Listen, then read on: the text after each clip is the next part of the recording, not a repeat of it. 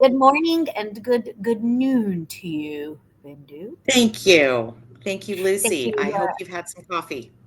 I do. I feel like I shouldn't be allowed to. For anybody who knows me, like, do you really need more coffee? I'm like, "Ee." Okay, let's start with an intro for those crazy people who haven't run across you. Tell us what you do and what you used to do. So take a couple of minutes. You've had a pretty cool journey.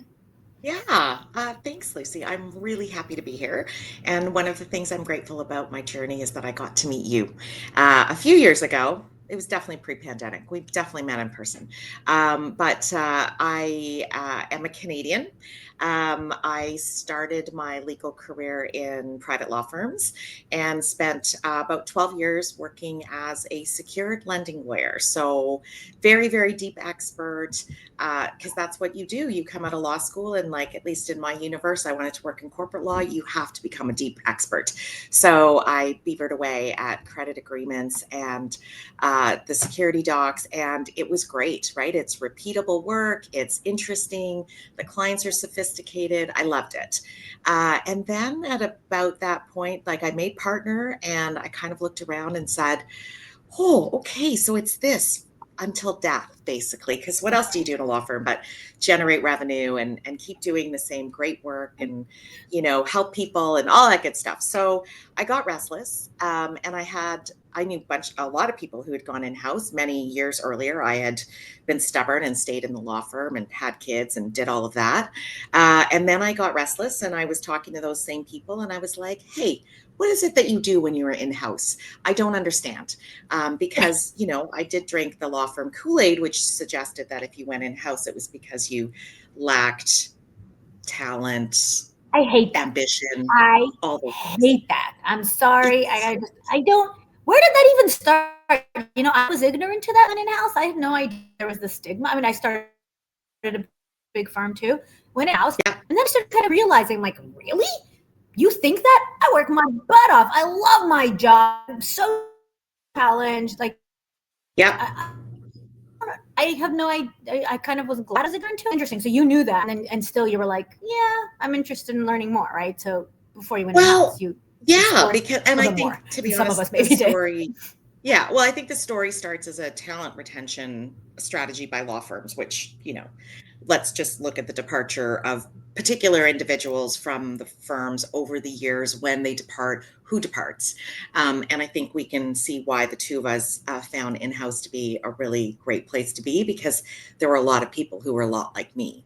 And it was a place of community in many ways. So I had these friends who seemed to be doing cool and interesting things that were, they had been deep experts like I had, and yet they were talking and using words and describing things that I had no idea about. So I wasn't super inventive in that or creative in that I was like, hey, I've acted for banks my entire career. Let me go work in a bank.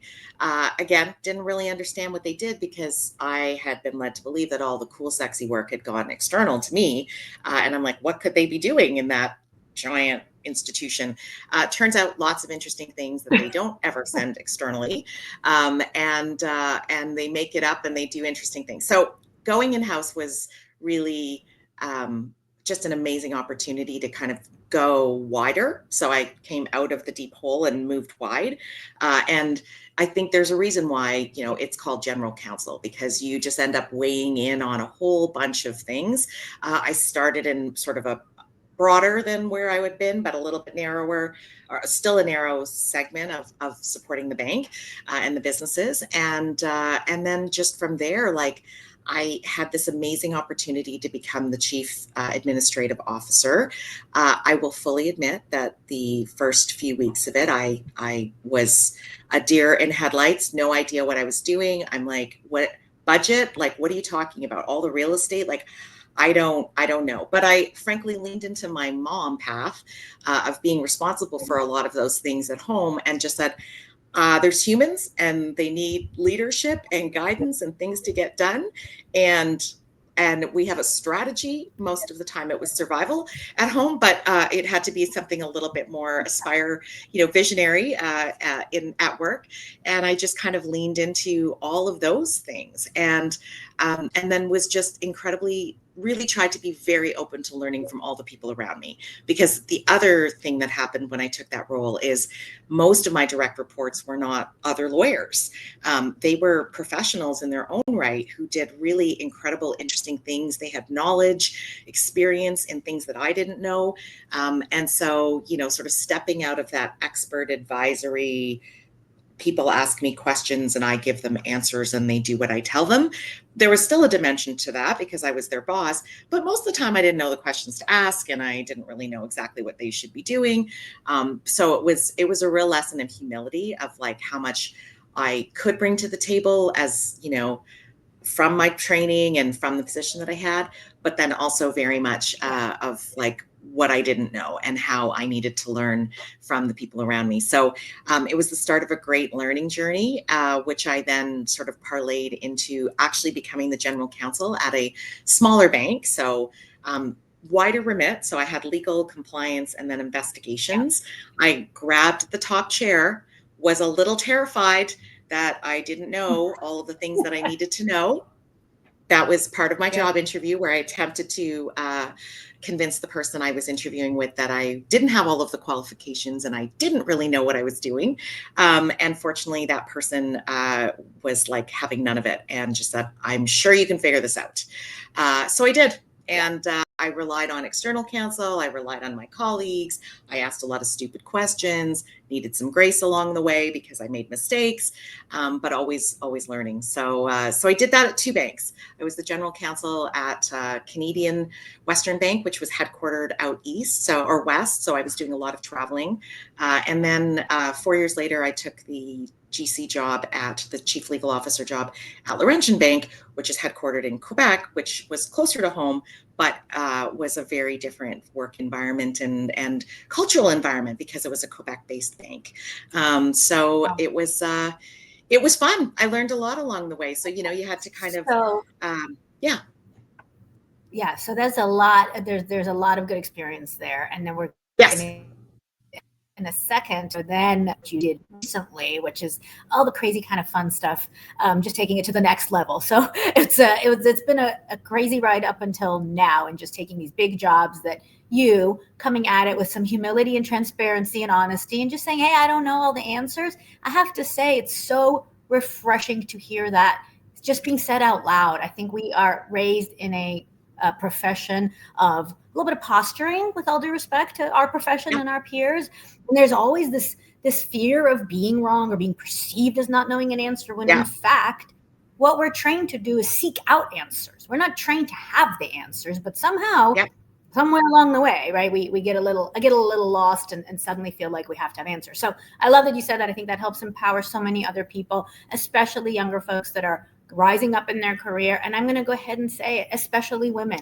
I'm sorry Yeah. that the data's there. I'm not making this up, right? We have a tougher time being out there and vocal about, tooting our own horn and being really confident and selling ourselves. Mm-hmm. And I think hearing an incredible leader like you owning that and still being not just still, and being an exceptionally successful leader is great. I just hope everybody is listening to that part. Now, talk about, owning it and making mistakes, and leaps of faith. You did Yeah. something crazy, as did I, several years ago. You just did this recently. You left the Yeah. big corporate job, the big head honcho legal job, and said, I'm going out on my own and I'm going to do something different. So tell me about that. Yeah. What made you do it? Yeah. I'll be honest. A decision was made for me. So I ended up leaving the organization that I had been at, and I'll be transparent. I really suffered a bit of an identity crisis. Right? Who am I if I am not all those things? Right? I have worked so hard for that, and I think this is something that happens to a lot of people. Is like it's kind of the I've invested all this time and energy. I did this thing. I have been this person. And now who am I if I'm not that person? And I fully admit, and it's a character flaw, I very much identified with the role that I had. probably to some detriment to Yeah. myself personally. So very burnt out and very sort of seeking a new identity, and really had to shift my thinking from like, what is it that I want to do next? Because that was stressful, actually. Like, like, should I go be a GC? Should I go work what should I do? To how do I want to be? And how do I want to spend my time? And who do I want to spend my time with? And I think, Lucy, you and I have talked a lot about this, is, making those choices. Like, there was a path that I got on that made a lot of choices for me that I happily accepted and adapted to. Sometimes it was a bit hard, but I did, and I managed to thrive. But when I was left to sort of, all the stuff that I've done and these credentials and these awards and all of this, and now I have to choose, a path that isn't necessarily the one that I've been on for forever. So I looked around and I thought, I was looking at, people I admire, like you, like so many others, who were forging their own path. And I kind of dug back to who I may have been, who I thought I was when I was in my 20s. And, I wanted to always be an entrepreneur, and just didn't quite have the risk tolerance for that at 25. Although, gosh, why wouldn't I have it at 25? And now that I'm a couple decades later, I have it. But maybe it's the confidence of experience. It's the financial safety to some degree. Like, worked really hard to and had a lot of privilege along the way to be able to create a base. So I decided, hey, I'm going to go out there and sell some stuff, sell me and sell my experience. And so that's been interesting. I've I guess I kind of took a little bit of a law school approach again, in that I'm like, I got to read stuff. I got to learn stuff. I got to study up and know everything, so I'm ready to do this. And I realized that you can never know everything. And that at some point, I'm asking for a second pause. Yeah. So you know everything, not the content, not the substantive stuff. I think there's a big difference between being an expert and I talked a little bit about this. I want you to finish your thought, but I think just to kind of frame this segment of our program, because we land all not, but we talked a little bit about books, and what you're saying, I think, is like, I'm going to learn how to do this. By this, you mean run a business, be an entrepreneur, right? I mean, I feel like that is something I jumped into blindly, and then over the years, of course, my team's listening to this going, oh, great, she didn't know what she was doing. I'm like, okay, we figured it out now, but it jumped into it a little bit blindly because I felt confident in my technical skills of my domain, right? My knowledge. And I think you're in the same boat. I will tell you, we talked about books, and I'm like, who's got time to read business books? Sorry. I mean, they're great, but they could be a little bit thick. There's a short one I ran across that I have to say, I wish I could remember the name. Entrepreneur Dilemma, maybe? Or maybe that's a really big one. What it did, it explained to me the difference between being an excellent the types of entrepreneurs. We're excellent technicians, we can be excellent managers, and then we could be excellent, I think it's business owners. And I think maybe there was a fourth version. And what I realized is, wow, it's hard, you can't be all three. It's very hard to be all three. And there are those of us who are excellent technicians come out and realize, oh, I run a business. That's a whole set of skills, right? So I think that's probably what you're realizing. I'm really good at what I do. How do I actually have a business around it, right? Absolutely. Because when you're general counsel, you don't have to do any business development. I mean, you do to some degree. You're building relationships. You're, becoming that trusted advisor. You're trying to be ubiquitous, but it's a very, it's a framed out space to be in, right? Like, in this company, you have my email address, you know how to find me. Yeah. So, but to go out into the great, big, wonderful universe and to, put yourself out there as ready to help people, how do you find them? So business development stuff, getting confident in describing that, focusing my efforts, because, you can do random acts of lunch and coffee, and they're not necessarily going to turn into what you hope is business, right? Because I'm not doing this as a volunteer thing. I do want to be paid. I have value to offer. So how do you find the people who are interested in what you're selling or offering, and how do you work through the process of getting them there? Because much to my shock, Lucy, it wasn't like, I'm available. And then they were immediately like, And let's the just flood started. I know. money. I used to always talk about it. I'm like, what if I wanted to open a donut shop and I swung the door open on the best donuts? And then you're like, hello? Like you're looking up and down the street. You're like, but my donuts are ready. They're the best. I worked You're so hard to ready. make these donuts. Donuts made me always a coffee show, my morning coffee show. So clearly I'm hungry. But yes, Yeah. there is definitely that realization that sometimes happens, and it's a scary realization. But you said two things I want to also kind of double click Yeah. on. Earlier, you said you're learning to how to sell yourself. You're selling yourself, and I wanted to kind of connect that to a parallel experience when you're in house. On the one hand, Yep. you're right. Work is flooding you. You're buried. You can't breathe. But we are also always proving value, making sure the business lets Mm-hmm. us in on time, helping Yeah. explain yes and when we're trying to tell them no. So tell me a little bit about how you're using those skills, because they're kind of end up being the same in terms of selling yourselves. Because I know selling, we all feel like that's a dirty word, and it isn't. But Yeah. it takes time to accept that is in fact what you're doing. So that's one thing. Let's talk about like selling yourself, which sounds terrible, but you know what I mean. And then the other Yeah. thing I connected to also, you said something brilliant, and it was just in my head and it fell out. So clearly I need more coffee. But let's talk about selling yourself Selling. first and what Yeah. you Well, like I think doing that. again, as lawyers, marketing is usually a dirty word. When you're in a law firm, you do not market oneself. You are just genius, and you've adopted a brand, right? You become part of a firm. The firm has a brand. You get to like layer off of that. What happens when you don't have a brand, Right or on that. actually you do have a brand, right? And how do you get that brand out there when you're sort of on your own, and who are going to be amplifiers for you, who are going to be net promoters? That's banking measurement language. But who's going to advocate for you, who's going to maybe help you make some introductions or connect you up? A book that I read that I would say changed my mindset and sort of took the stigma from selling is a book called Give to Grow, and it's by an author named Mo Bunnell. It's got like workshops and all sorts of stuff that you can do.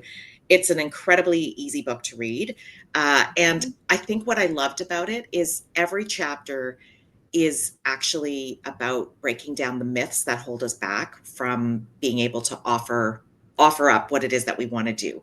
So I'm not good enough, I don't have time, I don't, all the things. And again, as lawyers, like, we're professional naysayers, like we are Oh yeah. professional skeptics. It is our job to poke holes in things, to not be excited about stuff, to find risks, whether they're tiny or humongous. We're good at spotting them. So to break down some of those things, and I realized I was doing that, which I didn't always do in my day job as the general counsel. Like I was largely really positive and risk taking and all sorts of stuff, I mean, within reason. But I found myself like finding all the reasons why this wasn't going to work for me to do my own consulting thing. This book changed my mind, changed my approach, took it to, how am I going to help somebody, and how am I going to, like, what can I give eventually to maybe get one day, but what can I do in this moment? And it really, really changed my mindset about running, like, sort of pursuing this path. And it's taken the pressure off of me in a funny way, because what I want to do is advisory to senior leaders, and they could be leaders of law firms. I feel like I've got this Yeah. unique client perspective, and having been in the firm as a partner, to bring that. But you have to be ready to want change, and that's what I'm here. I'm not here to just, like, smooth your back and, like, tell you everything's great. If you want change and you're ready for it, and you have to Yeah. meet people when they're ready. So that's an Yeah. interesting piece of and you and I've talked about this, like a cycle of connecting up with people and then potentially, you know, getting an engagement, that it doesn't necessarily Yeah. happen overnight, but sometimes it does, because sometimes you find that person in the moment that they need some help, and you are standing right in front of them, and you're available and you're ready, and you've offered them a glimmer of, like, it could be better and it could be easier, or I Yeah. this is going to help me figure out a way through whatever it is that I'm navigating. So it's been, but when I reframed it from selling to giving, so much easier. I'm a Yeah. giver. It's I give interesting. all No, the I love. time. I do. I no. I love that. And it took me, I'm still, I think, honestly, wrestling with like, I feel like for a lot of people, and I'm gonna say again, for a lot of women entrepreneurs, we do come at it with, well, who am I to, I mean, I do know this stuff. I know it really well, but, saying like, I'm here to help almost feels a little like, I always say, look, I'm not rescuing puppies. I mean, what is it? Help? Like it sounds so altruistic, but really it is help. It is substantive help in people's day job. And it's taken me a long time to be able to even, kind of embrace that actually is what I'm doing. I just can't bring myself sometimes to say that out loud. But the other thing you Yeah. said, and I remembered what it was, and it's connected to this, is you said, I would like to get paid because I have something of value. It has taken me almost 6+ years to admit out loud that, yes, I am running a business. I could talk about my favorite topic, in my case, contracting efficiencies, legal ops, whatever, Yes. as you know, forever. You and I can chat Yes. forever about the work we love. But to ever actually then end that excitable conversation with, and I can help you, and there's a cost to it, and then I just kind of, it just becomes, but I love hearing you say it, and I learned to now say it and do, but I'm terrible at it still. So just tell me through what have you learned, and maybe in this book or in your short time of doing this, like how do you kind of get over that? Hey, I'm not this isn't a charity organization. I do need to. I have value, and that value has a price. I don't know why it's so hard. I still struggle with it. I admit. I don't know. I have a couple of theories. So one, I think is our training has taught us that time spent, like it's basically like you have to labor. And I think you and I have also talked about this, that when you do things that you love, it doesn't feel like work. But if we take the idea of labor, like it's like I have to, I'm only worth the amount of time that I can spend on this. And I would say, because of that lawyer mentality, that I only get to ask to be paid after I've done the work. And so I think the piece that has been the psychological block for me, and I think for a lot of lawyer entrepreneurs, is asking and talking about the money upfront. I found it when I was in-house counsel and I'd be retaining external counsel, and I would drive very quickly to the, beyond, as soon as we've established that you could do the work and you have capacity to do the work, I wanted to talk about money. And then inevitably I would have the person on the other side, their shoulders bunch up and they kind of like want to retreat into the fetal position, and they can't talk about the money. And I think what I learned working with so many other kinds of advisors, other professional advisors, is that they're not squeamish about talking about the money up front. It establishes expectations. It doesn't create like later, it doesn't allow all the biases that we have as humans about how much work things were or how hard they were when we look back. We always think it was easier than it was. And so when you ask to be paid after the fact, that's how you end up having to negotiate, and often negotiating down the value that you provided. So but in the beginning, everyone's like super excited. Like they can't wait to work with you. You're going to solve their problems. Not just the pricing and the cost of it, but you're also saying when you charge for it, which is interesting because we do everything in arrears, and it's interesting because the thing is, well, I know, right? So the topic of this is supposed to be coffee and contracts. Oh, right. Sorry. So the coffee clearly covered, but we're going to spend the last few minutes, since you were an incredible law department leader, and I know you are, because that's how I got to know you and I watched you in action. I would love to talk a little bit about the topic that we're supposed to be talking about for a second, and this is all my fault, not yours, because I was too fascinated in your stories. But let's talk a little bit about contracts from a law department leader perspective. You know my philosophy. Stop wasting time on stupid stuff. Stop reviewing everything because you feel you have to. How do you balance that? I'm here to support the business, and that means I want to help them with anything they need, with I can't help you with anything you need because I don't have time, and you should be doing more business. Like, tell me how you balance it, because I know you did tackle it. You actually tackled it straight ahead. Yeah. Tell me what. So I think in terms of addressing the volume that comes at you sometimes, because we do, as the legal department, become the department of reading. Oh, it feels like legalese. Nope. Those are English words. documenting a thing that you've already agreed to with the other party. So no, actually, I don't have to read all of these things. So I think it's about using like risk rating and like really risk assessing contracts. What is at the crux of the business? What contracts should you be spending your time on, right? And it isn't always a perfect match.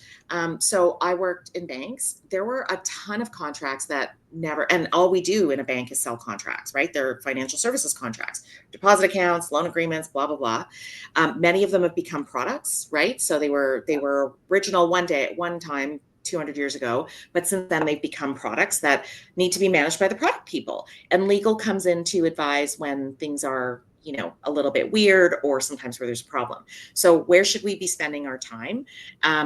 There's a lot of stuff that you can empower and I think push to the business to do. Question is, where do those contracts live? There's a lot of things that we can send out because it's not they're, for example, the kind of lawyer that I was, is I did credit agreements because that was part of the business of what we were doing is business as usual. They required complicated instruments and contracts, and it didn't make sense because we couldn't scale up and down with volume of activity to do that internally. So we sent it out where they could scale up and down, right? We could hire more firms to do more deals.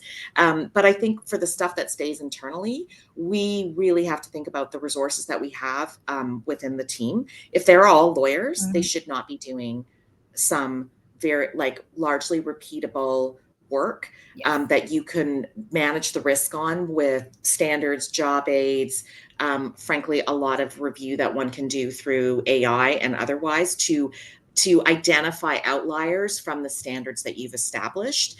It still requires a human and judgment. So I'm not a person who's saying AI is going to take all our jobs, but to be honest, it's going to take over. I think it's going to take a lot of the grunty stuff out of our lives, which I'm thrilled for. I was at a conference yesterday and they were talking about AI should be addressing human misery. And I was thinking, that's perfect. I could think of a lot of things I had to review over the years that was human misery, right? Due diligence, hundreds of contracts that you just, anyways. So I do think it is about assessing what value do these contracts play in our business, and who is best suited to weigh in on what. You can have a great procurement department who takes care of certain things. You can have the business who takes care of certain things. I think legal is an important player, but I also think that we have to get out of our own way because at some point, contracts are a really great layout for the relationship, but it is going to be a relationship that drives what happens with these things, and relationships can get solved outside of the contract, right? So not to say contracts aren't important, but they're a rule book. No, of course. That's the thing. It's like we have to start every conversation with, I know how to, I know to cover risk. I know how to read a contract, because I think when people like you or I are like, stop doing the stupid contract, stop doing the grunt work, stop yourself, enable business, automate, outsource, offshore, anything but your own internal super expensive resources. I still think we have to always preface it with, yeah, I know some stuff might fall through the crack. 80/20 rule. Sometimes it's gonna. We almost have to start with, I know how to find everything wrong in the contract. I refuse to spend my time finding everything wrong with every contract. And because I think lawyers are quick to, those who are scared of change are very quick to like, oh, well, crazy Bindu and Lucy, did you hear that? They're just letting the business do their own contracts. Come on. Like, I just feel like I am so sick of hearing that, because it's such an easy reaction. It's such an easy way for them to defend and deflect. So I just want to call BS on that. And I see it all the time. So I think what you're saying as a law department leader is so comforting to hear. What we see, though, in reality is all the layers below you are still going, oh, God, A, what does that mean for me? First things first, right? B, I'm really good at this. I've done this for a long time. This is what I know how to do. If you take this away from me, what will I do with my time? And they're going to realize I may not be ready for bigger stuff. So to close this out, we got about a minute left. Talk to me a little bit about change management and how do you make this kind of change you just described so the people come along? Yeah. I think it just has to, you have to start from a place of empathy. So change management isn't a thing that you do to people. You really have to step into their shoes and understand their perspective. Whenever we are faced with change, we usually assume that worse things are going to come out of change. Especially when change is imposed on us. If we make change for ourselves, we only see the greener grass that's ahead of us, right? But when it happens to us, we expect bad things to happen. And so I think just being empathetic to what that might feel like for the specific person that you're talking to, or the group of people that you're talking to, and then sometimes just actually walking through. You might not be able to do this with a post on the internet or a post on the internal SharePoint, but talking through, well, okay, if this happens, then what? And I think, again, we catastrophize and we stay back here in fear, but when you're actually in it or you're heading towards it, you can bring down the temperature. And then I actually think this is where the conversations about I've always really hated doing this thing. I found this to be really difficult. It's not my favorite part of the job. That's where you can, I think, unlock true value for your team to find ways to make their jobs more enjoyable, more joyful, more and more productive, and to be better and true business partners to our business colleagues, right? That where we really are meeting them where they're at, Yeah. And not becoming the Department of Reading because we refuse to give them any guidance. The other thing I'm just going to say is there is no universe in which there is a legal department that is staffed appropriately to look at every piece of paper that comes into an organization. We have to empower our colleagues to throw down flags on what could be a legal risk, to bring them to us, not just say it's a contract, therefore it's a legal risk. No, actually, most of them are going to be fine. So I think it's a scale thing too. All right. I love it. I love it. We're just a minute over time, and I try so hard to be a good project manager. So we're going to let everybody get on with their day. For those who joined us, thank you so much, Bindu. So change management, lead with empathy. I love that. Let's take it out on that note. Have a great weekend. Until next time.